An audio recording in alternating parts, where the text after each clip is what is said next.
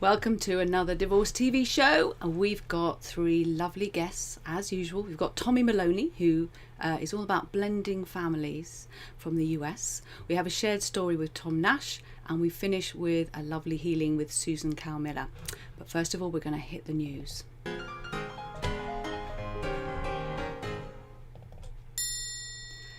This is an interesting one. Telegraph is talking about patriarchal no sex annulment law must be reformed, says divorcing doctor.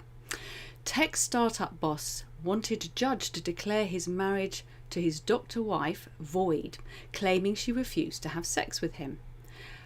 These are the kind of old laws that we sort of forget about, but people, if they're there, people will try to use them, normally to try and avoid having to pay any you don't have to pay anyone when you get divorced if you can get away with this one, but we'll see what happens.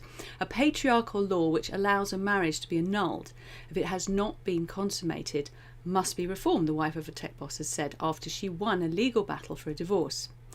Hussein Kasai, co-founder of technology firm Onfido, had wanted a judge to declare his marriage to Dr. Niloufar Tabara, 31, void on the grounds that she had refused to have sex with him. Dr. Tabara denied that their marriage had not been consummated and said that she had a text message showing they'd had sex in a hotel in Prague. She said their relationship had been characterised by domestic abuse and coercive control and wanted a divorce. He denies the claim. She added that her estranged husband had a company worth millions of pounds, and lawyers said she would not have been able to make a money claim if the marriage was nullified. Mr. Kasai on Tuesday agreed to a divorce on the grounds that he had behaved unreasonably during the latest round of the litigation. The judge, Mr. Justice Moore, said nullity petitions on the grounds of non-consummation are very rare and cause great angst and upset.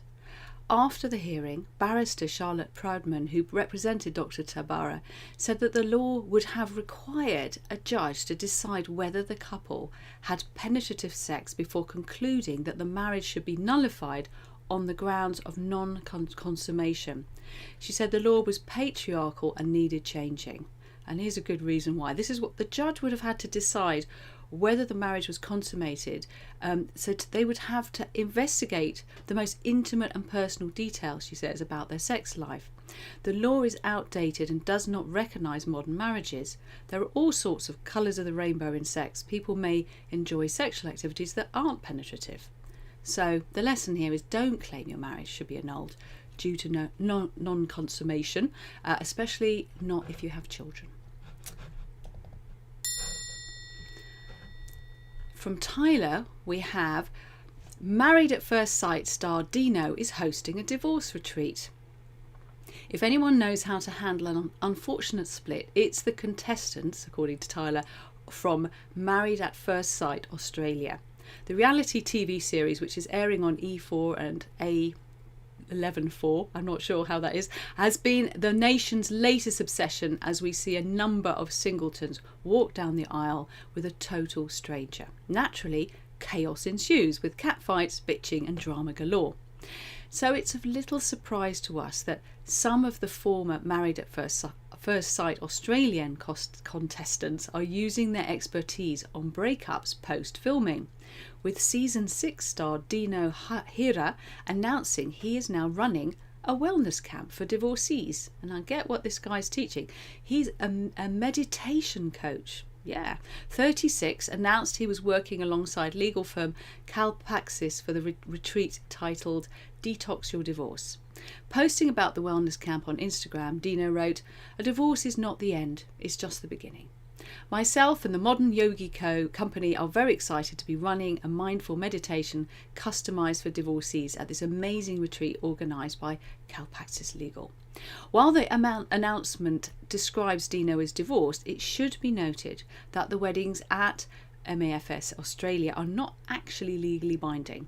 Dino was paired up with the talented agent Melissa Lucarelli in Season 6 at Married at First Sight, which first aired in Australia in 2019. However, sparks failed to fly and the pair agreed to split just a few weeks in after a huge row between the two of them. Melissa has since spoken out about how poor she found the pairing. Speaking to Punky, she explained, it isn't Love Island where you're dating different people. So I did actually think I was more serious with experts matching people together and a huge process of interviews, castings and questionnaires. She says they definitely found me the one person I had nothing in common with. Bad luck, love. Better luck next time. And finally, the Mail talks about superstar architect Patrick Schumacher, who faces divorce months after court sex claims, it says. He's a superstar of British architecture whose firm created the masterpiece Aquatic Centre for the London 2012 Olympics. But the brilliant Patrick Schumacher is now attracting attention for complications in his private life. These, the article discloses, led to his appearance, albeit remotely, in the High Court this week, as divorce proceedings got underway between him and his Korean wife and fellow architect Eun Sil Yang. A series of wounding accusations have been made against Schumacher, including claims he had enjoyed sexual relationships with a number of junior members of staff at the firm he heads, Zaha Hadid Architects.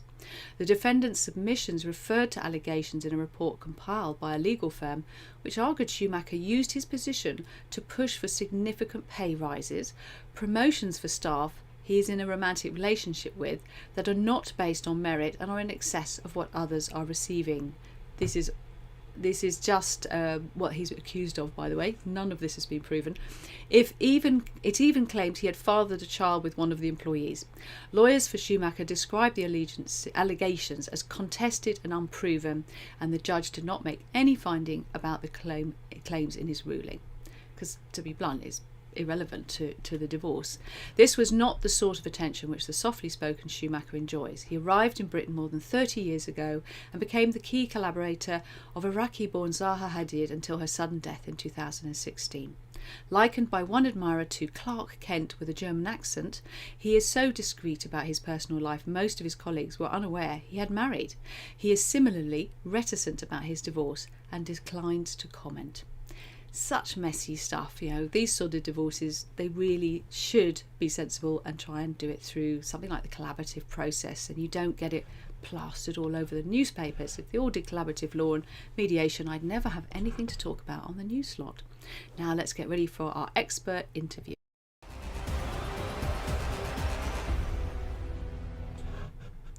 So I'm now going to bring in Tommy Maloney. And Tommy, you're all about blending families, aren't you? I am. And Susie, thank you so much for letting me be the token American on your episode this week. I am so honored and blessed that you're going to let me speak on your airways. So, yeah, blending the family is the name of the business because when I got remarried to my wife, Anne, we couldn't find anything that spoke to us. And so we just said, let's figure out something and do it ourselves. That's always the best. That's kind of what I did, really. It's the best way forward. So you from your own personal experience have learned about blending the family, and I know you've got a book out, which I'll ask you about in a minute. But perhaps just tell us a little about what your experience was of blending families, and what kind of things did you learn that you thought this could be really useful for other people. I was married. I have a son who'll be turning 18 soon. And after my divorce, it was essentially just he and I, Susie. And when I got started dating, I ended up dating my wife, Anne, who has two awesome daughters. And it was a new world for me. I grew up as an only child, and being a dad to just a son, and then having not just two daughters, but my wife. And at the time when I got married, we actually had my wife's niece with us. So we had a lot of estrogen in the house.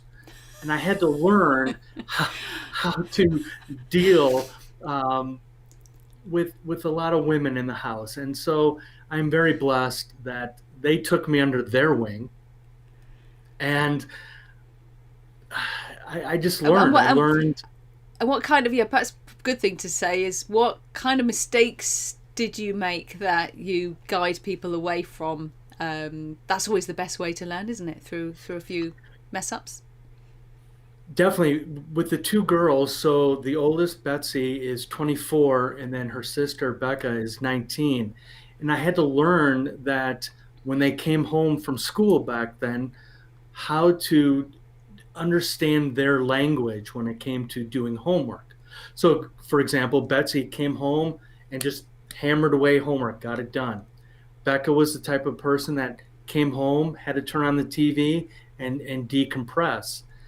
Those were things that I had to learn. And I also had to learn, about sisters and arguing. I'm an only child, so I didn't deal with conflict very well in our household.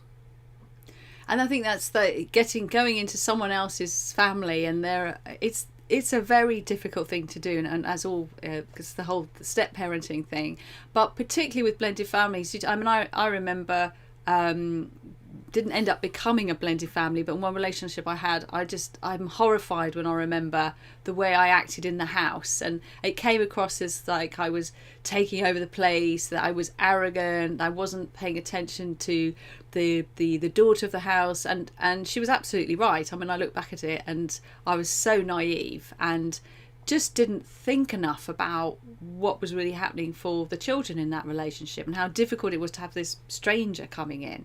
Do you think that's something that it's not just me, that other people sometimes make that mistake? Yes, and I'm happy you bring that up, Susie, because I talk about this in my new book, because it's very important. If you're going to introduce your kids to your new friend, it needs to be in a neutral location. It should be somewhere where there's not a lot of pressure. And I talk to dads that I've coached, is that don't take them to a restaurant. Now you're forcing these kids to have a conversation. You're forcing them to engage when maybe they don't want to. So what we did to introduce my son to my two future bonus daughters was we went to an outdoor ice skating rink. No pressure.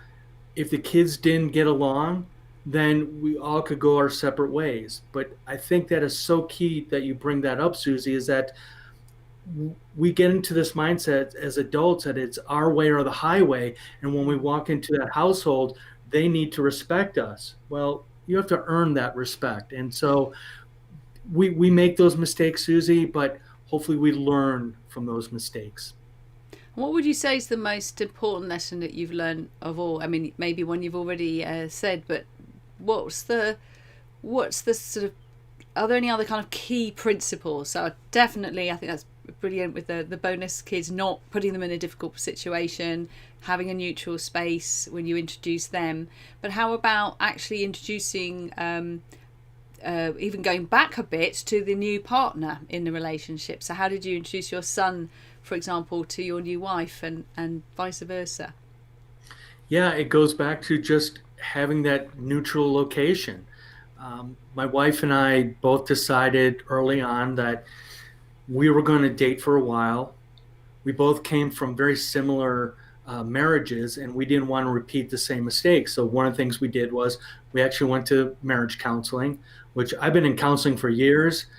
Nobody can help me. Nobody can crack this brain yet. Many have tried, even on my podcast, many have tried. But I think that was key right there, that my wife said, hey, would you be open to go to counseling? Yes. And then it was, we dated for a few months, and that's when we introduced all the kids together at the same time. I got to meet the girls, my son got to meet Anne. So, and the thing is, and I know a lot of people think this is strange, Susie, but my wife and I said, if the kids didn't get along, we weren't going to continue dating because it's not fair to them. Wow, that's quite extreme. And why was it because your kids at that time were at an age where they needed you? It would have been like a rejection of them to try. It would have been so difficult to have the relationship that it would have been better to wait. I do know people who've kind of stopped and then picked up again later when the kids were a bit older because they just made it impossible, basically. It comes down to this, Susie. You have to put the kids, in my opinion, not every household's the same, but in my opinion, the kids' needs need to come first. And again, I don't want to force my son into a household that he's not going to love, that he's not going to want to come and visit. And same with the girls. So I think in our situation, it worked out very well. We didn't know what we were doing, so let's try and figure it out. But again, Susie, it's not fair to the kids. They don't get to make those grown up decisions. Mm. But again, at the same time, if you want to create a positive family, everybody needs to be involved, is my thought. Yeah, although actually otherwise it just becomes hellish trying to do it, keep it all separately. Do you, why did your kids get on in the end? How did you know it was going to be okay? At what point did you go, thank God we can carry on dating? It was actually that day, Susie. My son actually, he does play hockey, so going to an outdoor ice rink was somewhat cheating because we knew how to skate. But then I learned the girls knew how to skate too. The moment was this, Susie. So my son and I got to the rink early. We were standing there waiting for the girls to put their skates on. And Becca jumped onto the ice. She went up to my son, smacked him in the shoulder, and said, "Tag, you're it." Perfect. I knew. That's a lovely moment. And tell us, just to finish off, a little bit about your book. What, who are the families that should be getting your book? What and how can it help them? All right. So the book title is called "My Dad's Advice at 5:04 a.m.," which represents the time my son Connor was born. I wrote this book. It's actually loosely based on my TEDx talk back in 2015. But I wrote this book, Susie, for actually single moms. So don't let the title fool you. I wrote it for single moms because I wanted to showcase dads out there in a positive light. Listen, Susie, I'm a horrible ex-husband. I know I'm an idiot. I've been late dropping my son off. I've been late picking him up. I know that I'm a moron when it comes to, at times, being an ex-husband. However, when it comes to co-parenting, we, again, have to put the kids first. So I wrote this book, again, to show that there are some really good dads. We might be really bad ex-husbands, but I wanted moms, single moms, divorced moms, to hear stories of great dads out there. So my dad's advice at 5:04 a.m., the advice was, my dad said, after my son was born, "What do you think your role is as a father?" And I said, "Well, to love my son as best I can." Long dramatic pause for my dad. And you have to understand, Susie, my dad has a very dry sense of humor. And he goes, "Nope. Your job as a dad is to screw him up as best you can, just like I did that to you." I took that advice, Susie, and I actually reverse engineer it. And you'll read stories throughout the book how I reverse engineered screwing up my son as best I can. That sounds a brilliant book and great one. And there is a need for more, so the mums to know that the dads are often really trying hard and sometimes they are very, very harsh on them. So that's great. And could you, when you, after this, I will send you links to all the different platforms the show's on. I'd love you to, in the comments, to put links, not just to your book, but can you put it to your TEDx as well? I can definitely do that, Susie. It'd be great to see that. Thank you so much for being on the show, Tommy. Lovely to see you. Oh, thanks for letting me come on, Susie. My pleasure. Thank you. Get you back again. Bye for now. Thanks, Tommy. That was lovely. Definitely a book to have on your co-parenting book list. Quick little bit of learning here with the masterclass. So in here we're now moving through the divorce masterclass journey. We have gone into a new whole area. In fact, we are now we are in Navigate by the Stars, and it's a whole section, and the first one, it begins with, is suspend belief. So you need to find the strength and courage to hold the faith that one day co-parenting won't be so tough, and to believe that maybe mediation could work after all, if you do your homework and prepare. The fact is that to achieve this level of hope is that you need to do something we're all capable of, to suspend belief. What I mean by that is, you may have heard of fake it till you make it. Well, getting to move from a place that isn't working for you to a place that is does require the suspension of belief. And to do that, you may have to stay away from what I call dream stealers, who support your negative vision of the future and agree that your ex is never going to mediate, and instead hang out with positive people who support your far-fetched vision, because that's what it feels like at the time, of what a peaceful co-parenting relationship looks like, or a financial agreement without going through the courts. It's only by suspending belief that we give peace a chance. We're going to now move to our shared story with Tom, and I'm going to introduce him briefly and then just give him the floor, and he's going to share his story with us for a few minutes.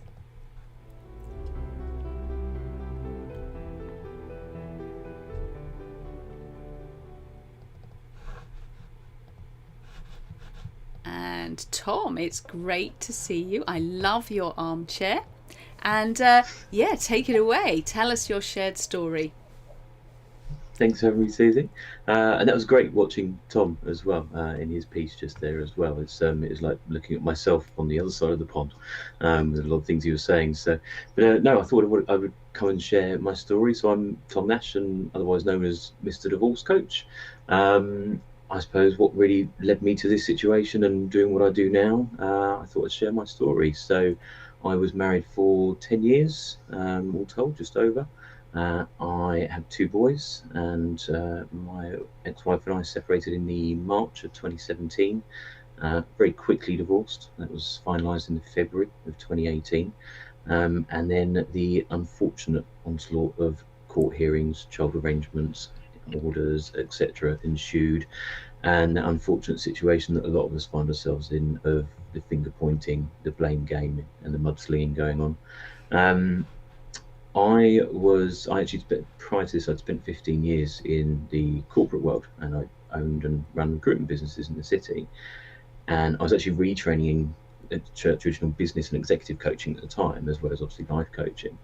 And it was actually through going through this process of being retraining coaching and having that kind of vocational training that you have to be coached to become a coach, that I was then starting to be interested in other aspects of mindset techniques and approaches and thought processes, and looking for solutions rather than trying to create these acrimonious situations, and look for solutions and resolve. So I started adding in other things like neurolinguistic programming, timeline therapy, and various other bits and bobs.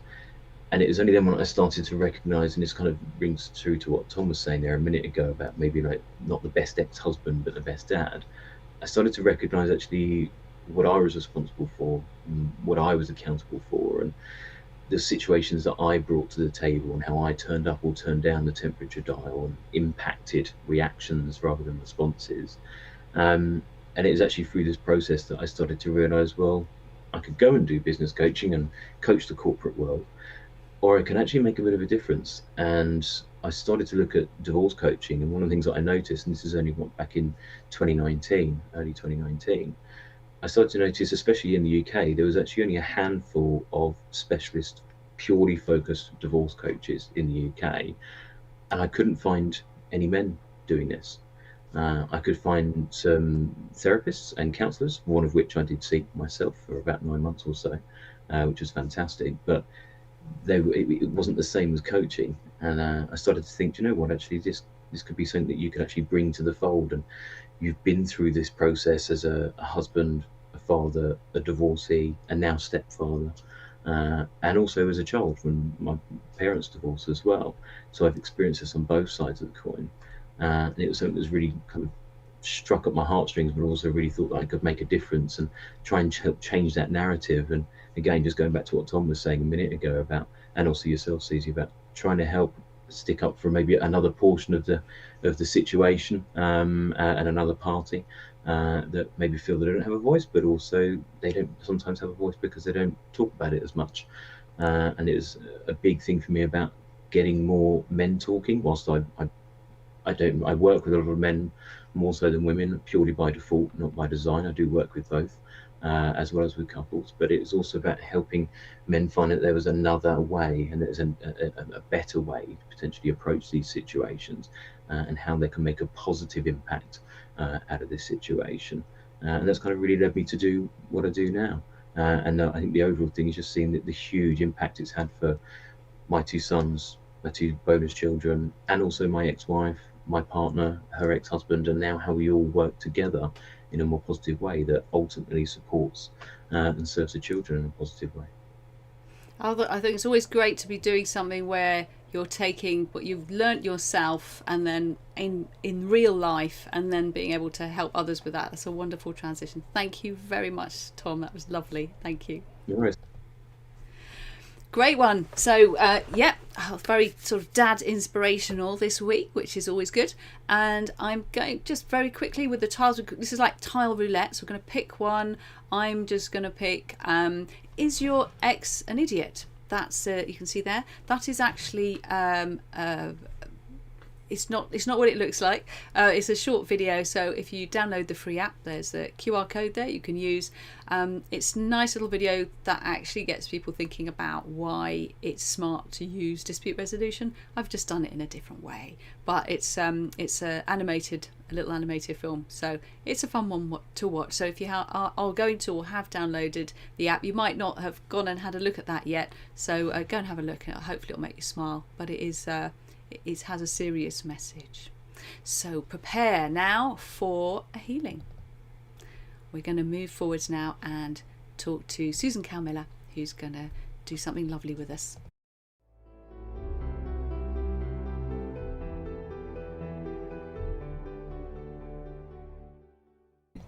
Hang on a sec, Susan. I hadn't brought you in yet. You were talking all over the tile. Hang on. So no one could hear you. So it's good you're keen. I like that. So are you going to what are you going to be doing with us today? Today I'm doing some EFT and a little calming visualization. It flows beautifully together. Perfect. So some kind of practical, we can control how we feel, and then we get to go woo at the end. I love that. Absolutely. Great combo. Thank you. So I'm going to move you forward and let you take us on a little journey. Hi everyone. We're going to do some EFT, emotional freedom technique tapping, to empower moving forward and getting things done, plus a calming visualization, as I said. Now please, when I start, just follow me round the energy meridian points. Repeat my statement after me at each point, and it's fingertip tapping on the energy channels, the energy points. During this, you'll sense where you feel blocked energy, and I will ask. And don't worry about getting it right. You can change hands, just repeat the statements. So let's begin. We're having one statement, and we're going to do the round 3 times. Repeat after me, please. I choose to forgive myself and those who have hurt me. I choose to forgive myself and those who have hurt me.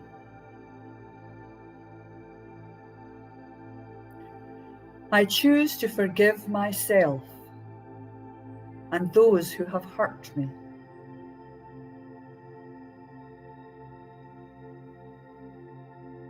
I choose to forgive myself and those who have hurt me.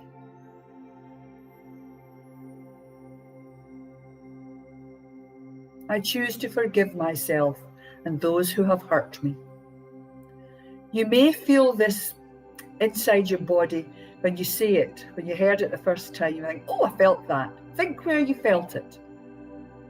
It's blocked energy underneath the bottom lip. I choose to forgive myself and those who have hurt me. Collarbone point. Tapping gently I choose to forgive myself and those who have hurt me. Underneath the arm. I choose to forgive myself and those who have hurt me. So where do you think you feel this in your body? It's only blocked energy. It's a resistance to allowing better. And this routine can clear the energy because it doesn't serve you. I choose to forgive myself and those who have hurt me. I choose to forgive myself and those who have hurt me. I choose to forgive myself and those who have hurt me.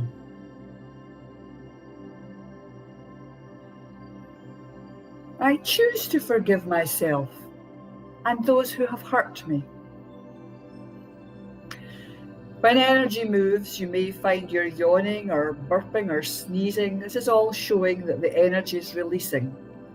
It's vanishing, it's evaporating. Underneath the nose point. I choose to forgive myself and those who have hurt me.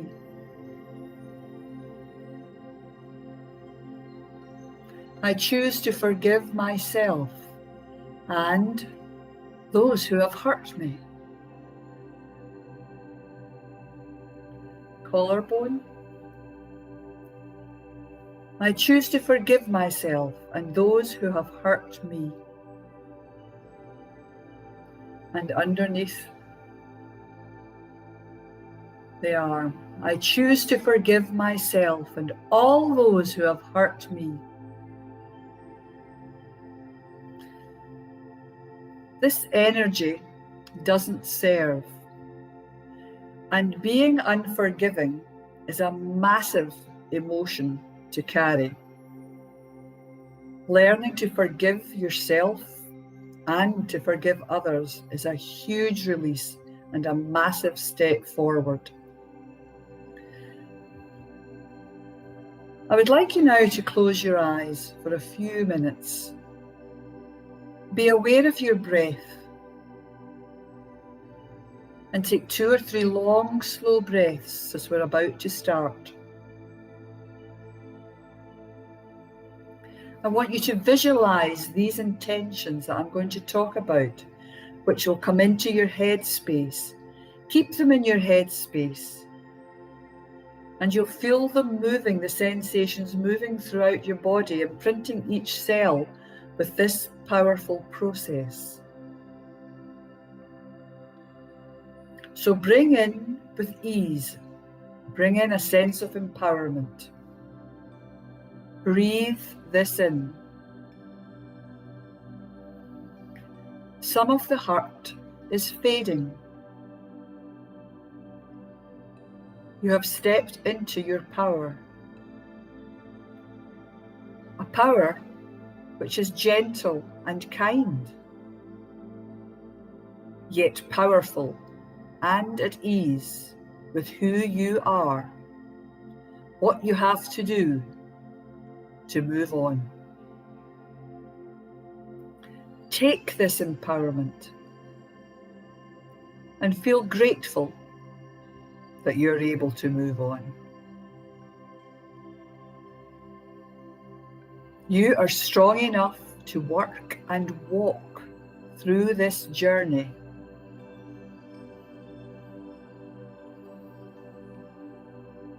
You are aware that you need a calmness to fortify the steps that you have to take.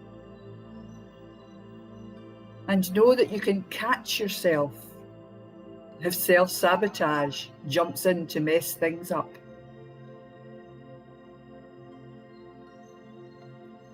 You deserve the sense of strength to help you as you tick the boxes. Follow the process that's taking place. so that you can move into the next phase of your life with ease and with self-love. Feel this in your headspace, the sense of empowerment and gratitude for who you are and what you're in the process of doing, and feel it in every cell of your body. Feel the beauty of that inner strength. It can guide you and offer solace when needed. You are a caring human being who has been troubled, and now you have strength to move on and to live life to the full. Please take a couple of long, easy breaths in and out, and feel gratitude for who you are and for all the good things you deserve. And prepare to come back into the room with a smile.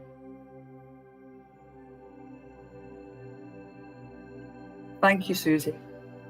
That's it for now.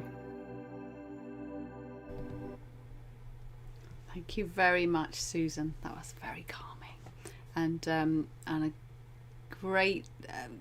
The whole tapping thing. I'll next time you're on as an expert, be really good to talk more about because there's a lot of science behind that. It's not just an odd thing that we do. So it has, and it can be very effective. And I know a lot of therapists are using it now because of that.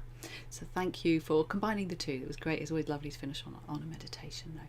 So everybody, on the battlefield of divorce, in the war of separation, always make peace your weapon of choice.